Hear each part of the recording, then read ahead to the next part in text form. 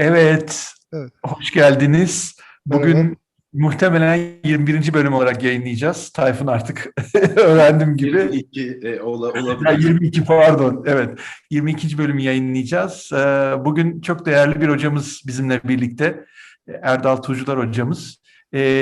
Kendisi bugün bestelediği viyonsel üzerine yazdığı eserlerinden bize bahsedecek. Hoş geldiniz hocam.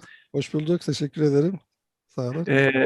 Hocam biz konsept gereği misafirlerimiz geldiğinde ilk başta uygun gördüğü sürede kendisini bir miktar tanıtmasını istiyoruz. Sonuçta sizi bilen birçok insan var ama bu kayıtları biz daha sonra altyazı olarak İngilizce, Fransızca ve İspanyolcaya da çeviriyoruz.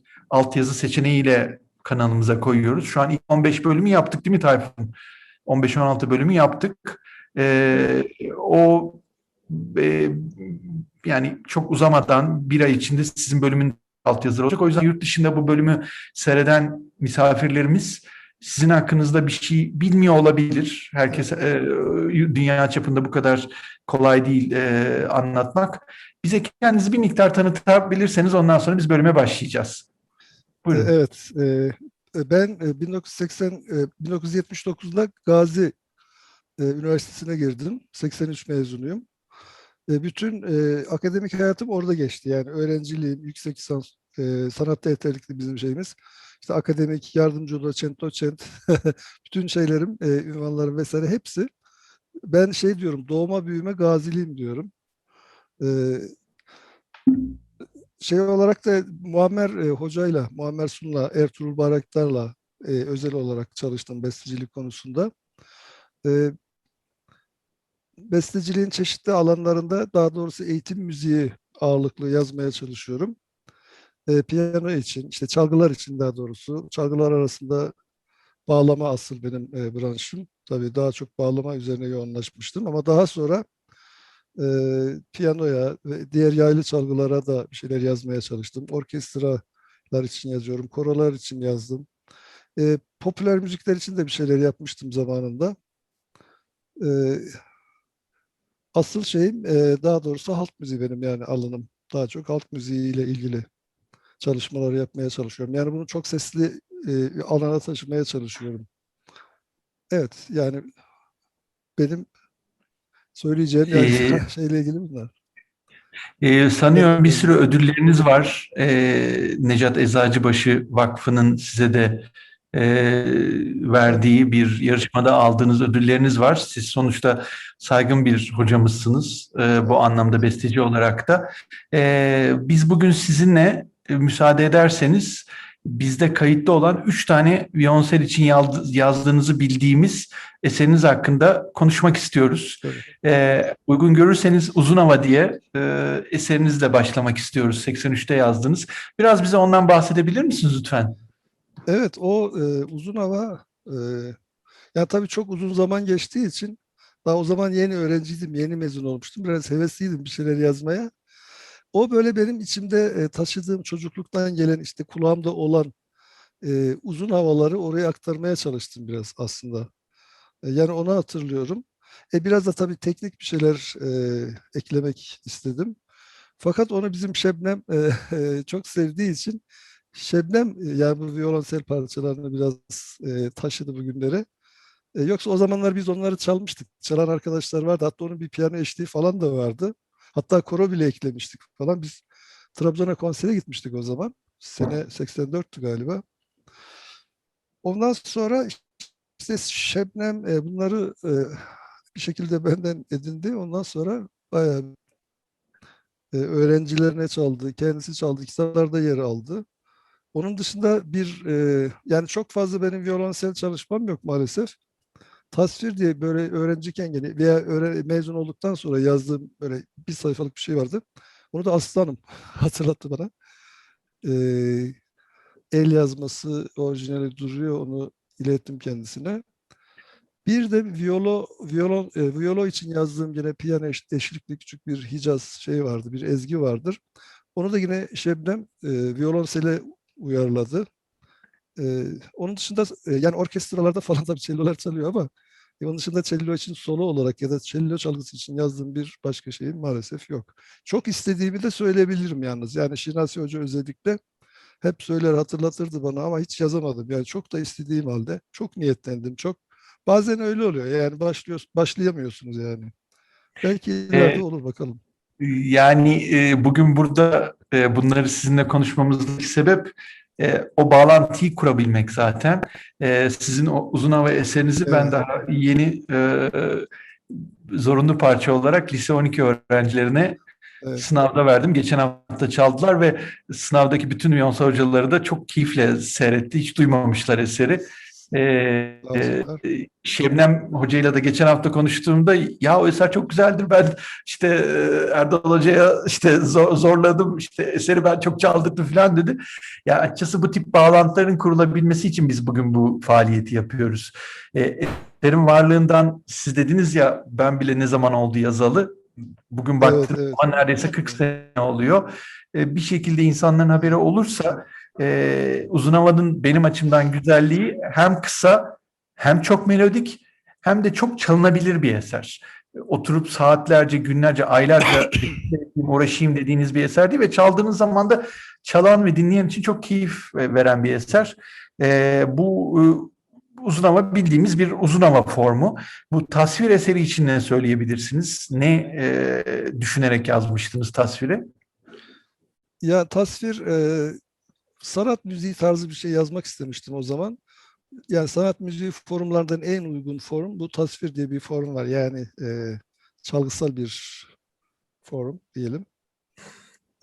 Ona uygun bir şey yazmaya çalıştım ama yani ne kadar tasvir ettim bilmiyorum ama yani adı çok şey değil, önemli değil. Yani öyle bir makamsal ezgileri, geçişleri olan bir parça. Kısa bir eser o da herhalde. Diğeri Evet, evet, uzun havada 4 dakika sürüyor yaklaşık. evet, evet.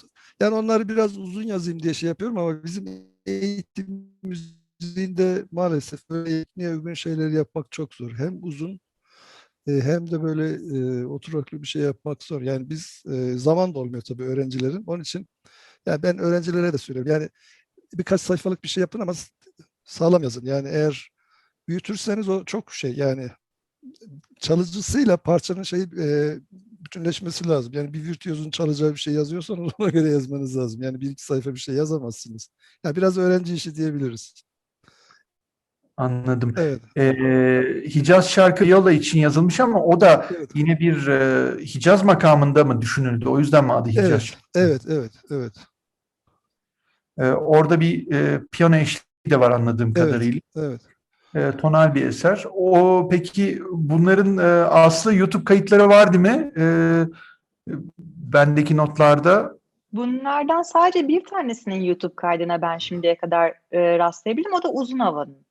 Ben Ee, de. sadece ona rastlayabildim. Diğerlerinin herhangi bir kaydını zaten tasvir dediği gibi hocamız ben Kalan, kendisinden daha evet, sonra el yazması notasını alabildiğim için muhtemelen daha önce bir çalan olmadı.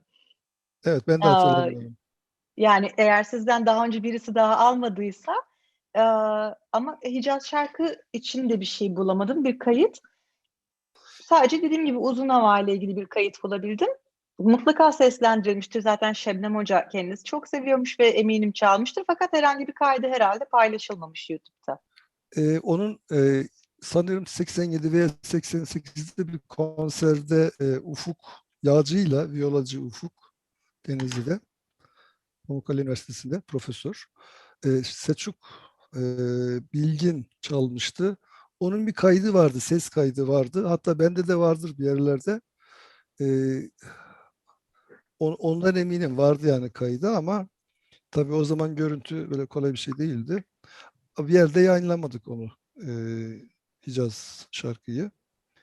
O da tabii yani eğitsel bir amaçla değil de biraz böyle inatla yazılmış bir şey. Biraz viyolacıları zorlamak falan için. Öyle çalarsın çalamazsın falan.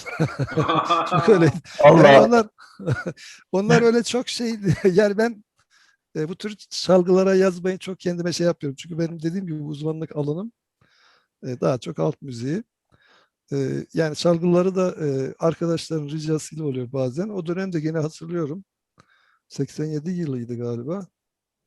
bir şey vardı. O iş olmadı. Canım sıkıldı. Öyle can sıkıntısından yazdığımı söyleyebilirim yani.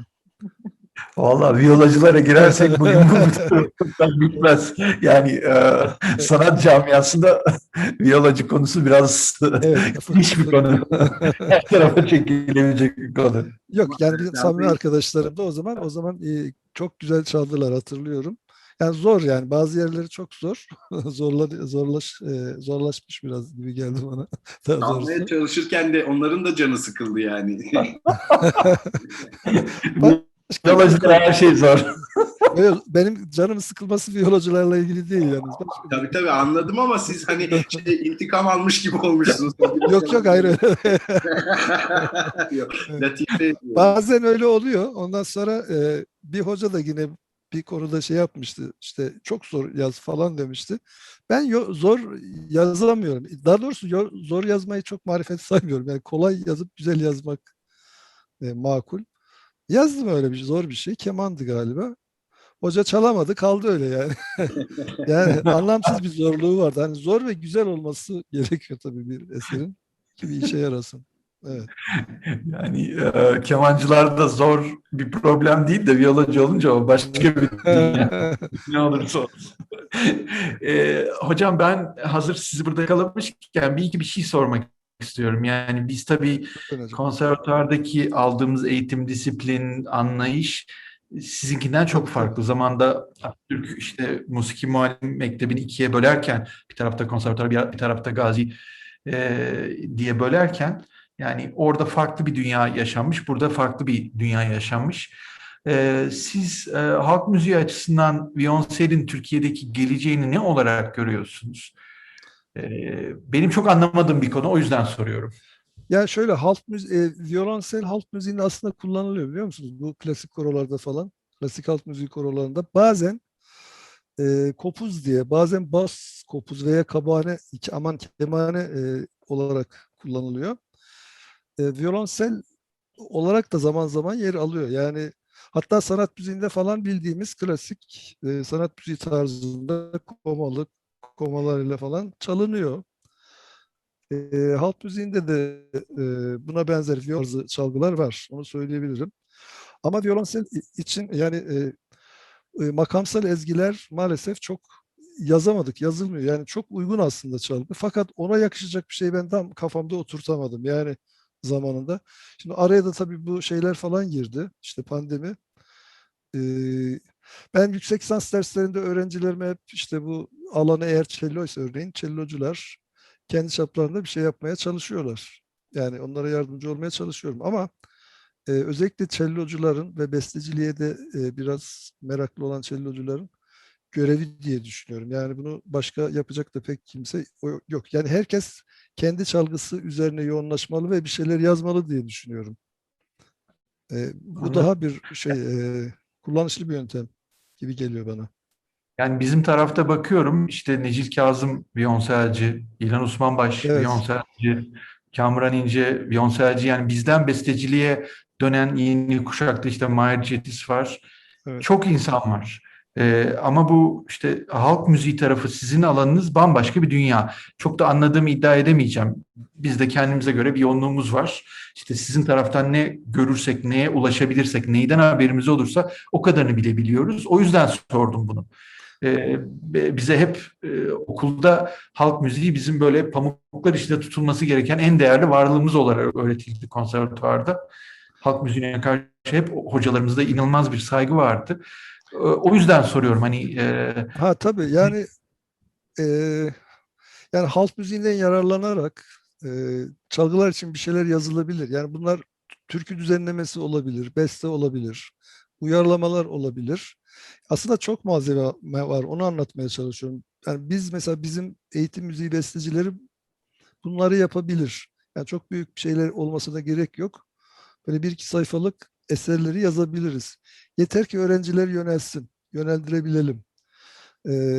Halk müziğinde yani halk müziğine biz bir katkı yapalım diye değil, tam tersi. Halk müziği bize, bizim alanımıza, bu neyse yani çalgı olabilir, koro olabilir, ses olabilir. Daha çok bu alana halk müziği katkı yapıyor. Yani bazen e, biz bir Türkiye ele aldığımız zaman sanki o türkü çok sesli olunca daha güzel bir halk müziği olacak. Hayır, değil. O türkü koro alanında örneğin koro alanına bir katkı sağlıyor. Çok sesli koro alanında bir katkısı oluyor. Veya violonsel için yazıyorsunuz. Violonsel alanında bir kat getirmiş oluyor. Bunu karıştırmamak lazım. Bu karıştığı zaman böyle bir tartışmaya giriliyor. Halbuki türkünün aslına zaten bir şey olmuyor. Türkünün aslı orada duruyor. Onu isteyen öyle söyler, öyle icra edebilir. Ama onu alıp bir violonselde çalmak isteyen birisi için de o türkü o çalgının çalma tekniğine uygun olarak da seslendirilebilir. Yani bu Türkiye bir zarar getirmez diye düşünüyorum. Benim çıkış noktam hep budur aşağı yukarı.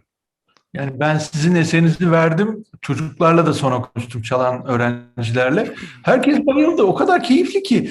Ya hocam keşke haberimiz olsaydı daha önce. Yani insanlar açıkçası Evet, evet. böyle keyif alabilecekleri eserlere karşı daha hevesli, daha kolay ikna edilebilir halde oluyorlar. Yeter ki biz onlara böyle bir şeyin varlığından haberdar edelim ve çalabilsinler. Yoksa arada böyle bir camdan bir duvar falan yok. Sadece Tabii ki gayet varlığımız tabii. olmama durumu var diye ben görüyorum. Bu bizim araştırmamızın, bu sürecin, şu an yaptığımız sürecin bir parçası olarak da işte sizin eserinizi zorunlu parça olarak verip 3 tane öğrenciye ne güzel bir Erdal Hoca bir şey yazmış dedirtebildik. Hocalara da dedirtebildik. Ben o açıdan kendimi çok şanslı görüyorum. Çok bambaşka bir şey vermektense sizin eserinizi çaldırttık. O anlamda soruyorum bunları. Yani acaba bu anlamda bir çıt o iki camiayı nasıl daha kolay birbiriyle haberdar edilebilir hale getiririz? Şebnem Hoca'dan bahsettiniz. Bu arada Şebnem'in soyadını hiç söylemedik. Bilmeyenler için Orhan, evet. söylüyorum. Şebnem Orhan. Orhan. Kendisi inanılmaz hevesli, çok Evet, evet. sempatik, Çalışkan. dünya Çalışkan. tatlısı bir insan. Gaz'da hocalık yapıyor, violonsel hocalığı. Şebnem Hoca'ya da şu an Selamlarımızı. tekrardan selamlarımı ve saygılarımı iletiyorum. Çok destek olan bir insan. Evet. Yani işte Şebnem gibi insanların bize bu anlamda hep birlikte nasıl daha kolay bir irtibat sağlarız konusunda birbirimize faydamız dokunabildiğini düşündüğüm bir süreç. O anlamda da sizden o zaman bugünkü söyleşinin bir parçası olarak e, en kısa zamanda güzel haberler bekliyoruz. Çünkü İnşallah. artık İnşallah. böyle bir kanalımız var. Bu kanalda Mutlu oldum. yeni yaptığınız her şeyden haberdar edeceğiz insanları. Yeter ki bir şeyler olduğundan haberimiz olsun. Evet, evet. Bu söylediğim sadece cello için, violonsel için geçerli değil. Yani diğer çalgılar için de geçerli. Yani bu Türk müziği, Türk halk müziği, Batı müziği ayrımına hiç gerek yok. Böyle bir ayrım var ama çok yapay buluyorum ben bunu. Yani ikisinin şeyleri çok farklı değil aslında. Amaçları çok farklı değil. Teknikler biraz farklı. İkisi birbirinden yararlanabilir. Yani tek taraflı değil. Birbirinden yararlanması çok önemli. Yani ben cello'ya bir şey yazarsam cellocu bir şeyler kazanır. Değil mi? Yani bir şeyleri şey yapar. Ama aynı Tabii zamanda ki. da ben Yani Türkiye'ye eser yeni bir çıkmış teknik olduktan tabii, sonra tabii. Ve Türkiye'de bir yeni ya da müziğe de yeni bir boyut kazandırabilirim. Yeni bir teknikler kazandırabilirim. Farklı bir tını ortaya koyabilirim. Böyle karşılıklı zaten bütün dünya bunu yapıyor aslında. Yani bunun çok özür dilerim. Bu bir şey geldi. Bütün dünyanın yaptığı bu. Onu demek istiyorum. Yani halk müziklerinden veya geleneksel müziklerinden bütün toplumlar yararlanıyor. Evet. e, Biz de yapıyoruz zaten ama yeterli değil. Onu söylemek istiyorum. ya da işte yapıyorsunuz bizim haberimiz olmuyor. Yani Buradaki şu evet bir anki şeylik tabii biz amacımızda yani şöyle bunları yayınlamazsanız yayınlamak için gayret göstermezseniz tabii haber olunmuyor. Biraz da tabii kurumlar da kopuk. Yani ben bizim Gazi'de konserler olur. Yani bunlar Gazi'de çalınır yıllardır. Bu tür şeyler, parçalar, eserler. Konservatuvarda da ayrı bir konserler vardı. Ben konservatuvara 10 yıl gittim. Hocalık yaptım müzikolojide. Biliyorum oraları. Oranın da ayrı bir havası var. Tabii şeyleri farklı. Yani konservatuvar daha sanatçı yetiştirmeye çalıştığı için daha büyük eserlerle uğraşıyor aslında. Yani ama müzik eğitimcileri şarkılarla, türkülerle falan uğraşıyor. Daha küçük boyutlu eserler form olarak söylüyorum. Dolayısıyla yani ortak yön biraz zor gibi görünse de aslında temelden başlansa yani eskiden olduğu gibi beraber bir arada olabilse yani konservatuvar, müzik eğitimi, Türk müziği, Batı müziği ayrımı olmadan bütün müzik kurumları iç içe olabilse birbirinden etkilenseler çok daha iyi bir gelişim olacaktır. Bu ayrı ayrı olma iyi bir şey değil aslında. Yani birbirinden etkilenme olmadan müzik türleri gelişemezler. Mutlaka etkilenmesi gerekiyor. Birbirinden teknikler falan alacaklar değil mi? Yani tınılar alacaklar. Böyle bir takım ipuçları falan yakalayacaklar oralardan ki e, daha farklı bir şeyler ortaya çıkarabilsinler diye düşünüyorum. Umarım bütün bu konuşmalar, bu kanal, bunu seyredenler bunun bir parçası olur. Hep birlikte daha zengin bir ülkeye doğru gideriz. İnşallah Kaynağımız diyelim. yeter ki bunları işleyecek Evet, sabrımız, hevesimiz olsun. aynen. Ben çok teşekkür ediyorum. Tayfun, senin hocaya sormak istediğin bir şey var mı ya da Aslı? Önce hanımefendiler buyursunlar.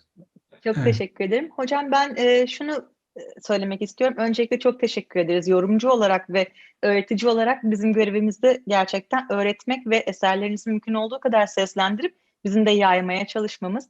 Bunun için şunu hatırlatmak istiyorum ve size de sormak istiyorum. Müzik eğitim yayınlarında Uzun Hava ve Hicaz şarkı eserlerinizin notaları var. Bu internet üzerinde satın alınabiliyor gözüküyor. Şebnem Öyle Orhan mi? hocamız Ha, müzik kitapta, eğitim evet. yayınlarından Evet. müzik kitapları sitesinden bu eserlerinize ulaşılabiliyor, notalarınıza ulaşılabiliyor. Aynı zamanda bunun dışında başka ulaşabilecekleri bir platform var mıdır? Ya da size nasıl ulaşabilirler? Bunları seslendirmek için ne yapmaları gerekiyor diğer yorumcuların? Başka yerde yok. Yani benim yayınım değil zaten onlar. Ama bana ulaşırlarsa ben yani o notaları gönderebilirim. Ama zaten kitapta varsa zaten bana ulaşmalarına gerek yok. Ee, şey için de tasvir için de size ulaşmaları gerekiyor galiba. Ne dersiniz? Oraya geldi. Evet, evet. Evet, Biz elimizden geldiği kadar sizin de müsaadenizi alarak estağfurullah. arzu eden kişilere ulaştıracağız. Sizin izniniz olmadan yapabileceğimiz bir şey yok. Tabii Yeter istediğiniz ki gibi bunlar verin. yayılsın diye zaten yapıyoruz yani. Evet. Aslanım bu arada onun yorumu icrası olacak mı ya da bakabildiniz mi? Ben kendim tabii ki baktım ama henüz bir yerde çalma imkanım olmadı. İnşallah hocamla da bunu konuşuyoruz. Yakın zamanda Evet. yapmayı çok istiyoruz. Öncelikle sizin fikrinizi almak, size çalmak ve onayınızı almak tabii Evet. ki önceliğimiz. Umuyorum beraber çalışma imkanımız olur. Hocam, şöyle bir Tamam. planımız var. Bu söyleşiler devam ediyor. Elimizden geldiği kadar işin bu kısmını aksatmamaya çalışıyoruz. Şu bir miktar ortalık Hı hı. açılınca bu kayıtları önünde röportajın da bir kısmını ekleyerek yine kanalımızda ayrı bir bölüm olarak, kanalın içinde farklı bir bölüm olarak teker teker bunları yayınlamaya başlayacağız. Bestecinin onayını alarak, uygun Evet, güzel. düşünü Evet. alarak, ama şu an bu röportajlar daha acil bir konu. Neyin nerede olduğu, kim ne zaman çalmış, bunlar o kadar kritik ki sizinle konuşmadan o yorumu oraya koymak bana çok cahil cesareti geliyor. Yani Estağfurullah. sizin kafanızda ne var, besteci ne düşünmüş, onu niye yazmış, öyle mi istemiş, böyle, önce bir bu hazırlık kısmını doğru yapmamız lazım ki iş kayda kalsın. Evet, söylediğiniz çok doğru. Yani bu bir eseri icra ederken bestecinin nasıl düşündüğü, ne demek istediğini anlamak çok önemli. E, Yani biz bunu Hasan Tura'nın Violonsel Konçertosunu Hasan Tura kendisi bize burada evet, 15 dakika neredeyse ölçü ölçü anlattı. O evet, kadar kritik ki o olmadan Hasan Tura konçerto çalmanın bence hiçbir anlamı yok. aynen. Ya da işte Turgay abi birkaç hafta önce bizim misafirimiz de Turgay Erdener. O kendi eserlerini anlattı. Şimdi bunun üzerine o eseri çalmak, inanın işin büyük kısmını çözdük gibi düşünüyorum. Tabii, Yani tabii. kayın bir sonraki aşama yeter ki biz bestecilerimizi, yorumcuları misafir edelim. Fikirlerini alalım. Ne o düşündükleri önemli. Sonra işte bu sohbetlere istinaden oturup kayıtlara başlayalım. Yani herhalde birkaç aya kadar kayıtlara yavaş yavaş başlayacağız diye ümit ediyorum. İnşallah. Ama bu kısım daha kritik şu an bizim için. Evet. Ne olur ne İşin olmaz. çoğunu halletmişsiniz anladığım kadarıyla. Vallahi daha bir Evet. 100 bölümümüz var. Sabah konuştuk Aslı'yla. Öyle mi? Ee, Olsun. tabii yani 140 besteci var. 141 mi yoksa? 141 Aslı. bestecimiz var şu an. Evet. 141 kere maşallah o zaman.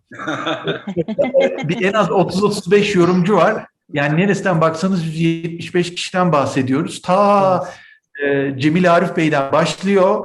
Kazım Karabekir Paşa dahil. İşte Nuri Sami Koral, Türk Beşleri, o kuşaktakiler, arkasından Muammer Hocaların kuşağı. Yani elimizden geldiği kadar bu kataloğu bir toparlamaya bakalım. Yani bir noktada kayıtlara da başlayacağız ama Önce şu işi bir halletmemiz lazım. Sizi Evet. tanımadan olmaz ki bu iş. Sağ olun. Elinize yüreğinize sağlık vallahi. Yani güzel düşünmüşsünüz. Tebrik ederim.